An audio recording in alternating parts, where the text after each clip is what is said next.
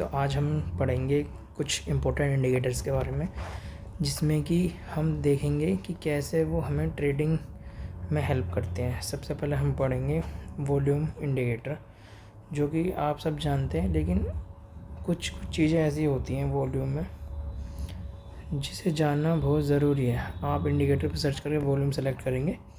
इसका रंग हम थोड़ा डार्क कर लेते हैं, जिससे हमें प्रॉपर विजिबल हो। तो देखिए आप, वॉल्यूम क्या शो करता है। वॉल्यूम कॉन्ट्रैक्ट्स के ऊपर डिपेंड करता है। जैसे जैसे हम कॉन्ट्रैक्ट्स बाय या सेल करते हैं, उससे वॉल्यूम जनरेट होता है। कहीं कहीं हाई होता है, कहीं कहीं लो। और ये जो ब्लू लाइन शो कर रही है आपको, ये एवरेज बताती है वॉल्यूम्स का। जहाँ जहाँ वॉल्यूम ज़्यादा है, वहाँ वहाँ हम एक चीज़ देखेंगे कि वहाँ वहाँ थोड़ा सा मूव बड़ा है। जैसे कि आप इस एरिया में देखेंगे तो एक बड़ी कैंडल बनी है। आप चाहोगे तो मैं कैंडल्स के बारे में पढ़ा दूँगा। कैंडल्स अलग अलग टाइप की होती हैं, आप कमेंट कर देना।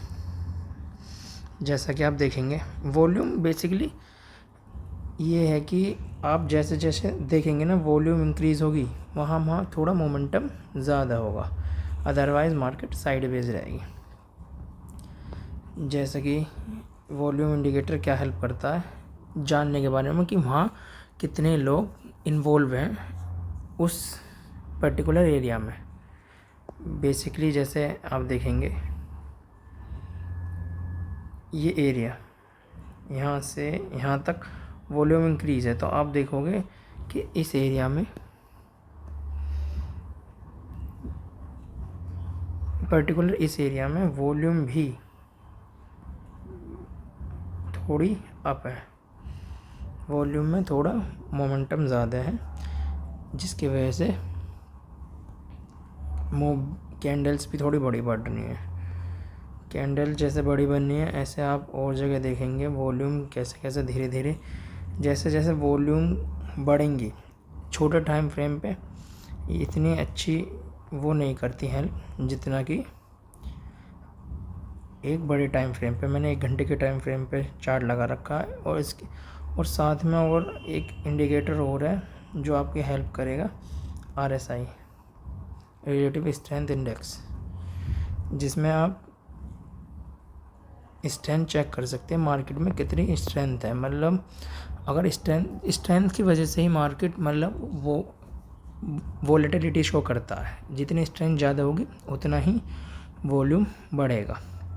हम लाइव मार्केट में ही इस टाइम काम कर रहे हैं, और आप जैसे देखेंगे कि RSI जो है, जैसे जैसे डाउन, जैसे मार्केट आप देखिए ध्यान से, मार्केट वैसे तो अप डायरेक्शन में है,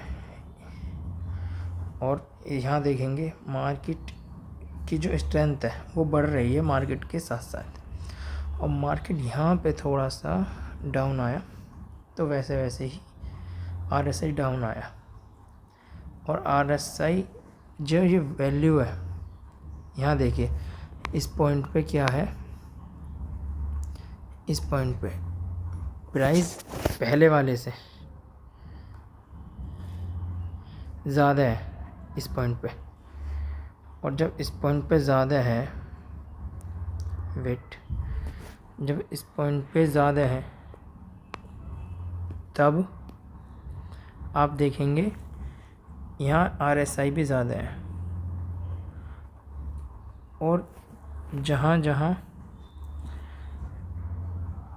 वो RSI डाउन जा रहा है और प्राइस भी डाउन जा रहा है, नेक्स्ट उसमें जब ये हाई ब्रेक होता है, ये वाला हाई, आप देखोगे ये हाई ब्रेक होता है, तब RSI ब्रेक नहीं होता, वो प्रीवियस वाले से डाउन है, बट प्राइस ऊपर जा रहा है। तो यहाँ पे मार्केट अपनी डायरेक्शन चेंज कर सकती है, इसलिए ये नो ट्रेडिंग जोन बन जाता है।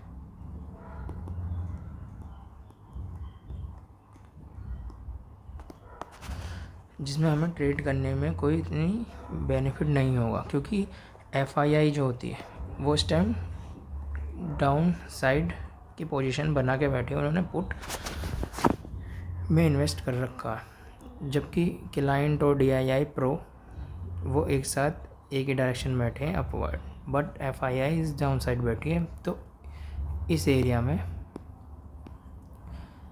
चेंजेस हो सकते हैं मार्केट में की डायरेक्शन में। ओके, तो RSI हमारी इसी चीज़ में हेल्प करता है कि मार्केट में स्ट्रेंथ पता करने के लिए। अब से मार्केट में यहाँ ये पॉइंट दिख रहा है आपको,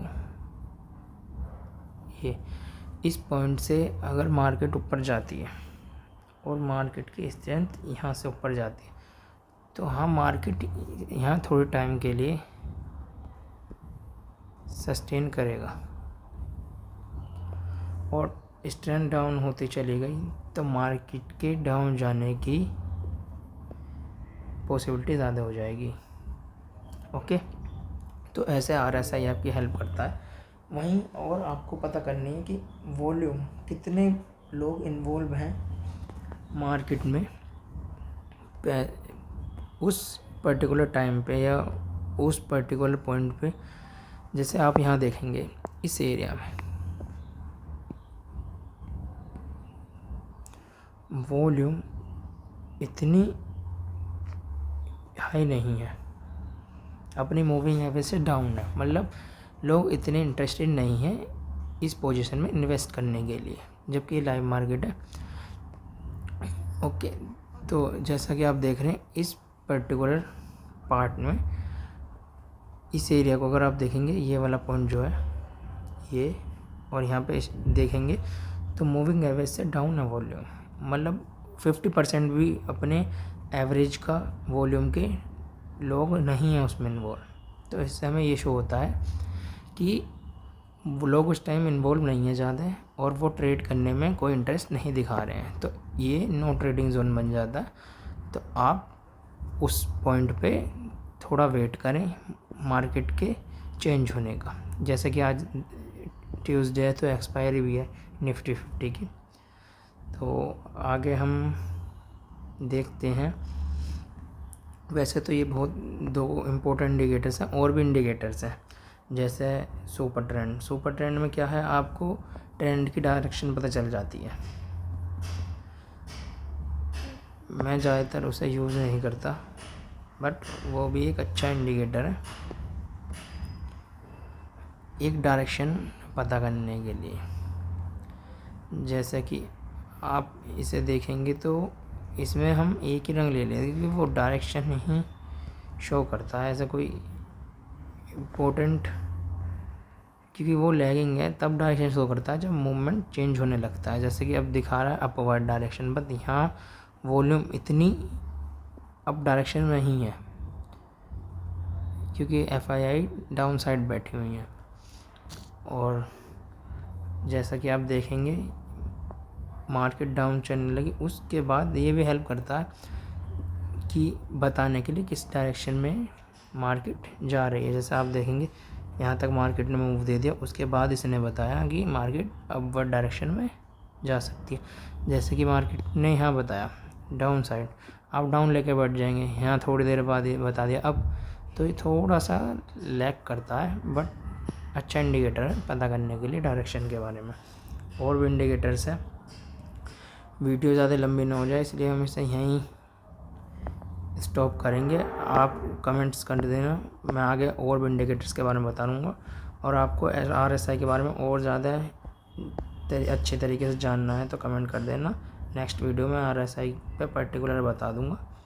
और नेक्स्ट वीडियो में हम पढ़ेंगे बाहुबली स्ट्रेटजी, वो जो कि हेल्प करता है, क्योंकि उसमें क्या पढ़ेंगे हम, एक वीकली टाइम फ्रेम में हम कैसे ट्रेड कर सकते हैं इन वीक में 1 टाइम।